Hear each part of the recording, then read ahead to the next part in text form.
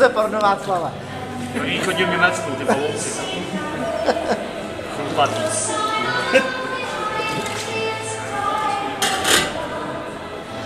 Dejme to někdo přeto. Takže máme krásně pivně čistou sklenici, studenou, účnou a říznou selekce pěnu. Účel 45 stupňů na plnou celou. Hoříme, necháme krásně poskotéct. Jak tam bylo? To je koncert.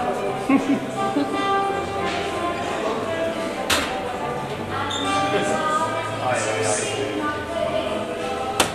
To špatně umyslí sklo.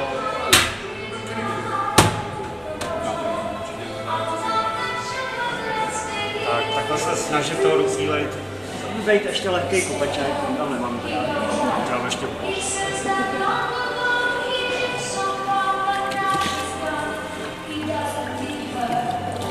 důležitý je třeba právě tady ten bordel, co tady je, to dělá třeba leštidlo z myčky.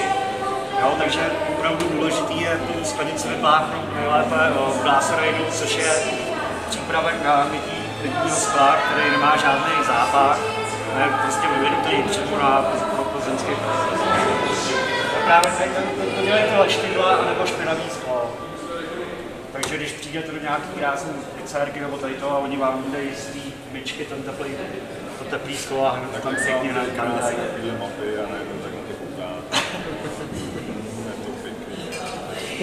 Tak díky na skle.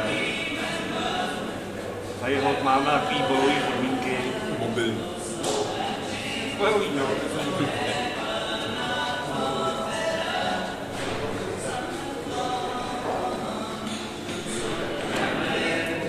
Tak kdo z vás bude jako první? Já jdu.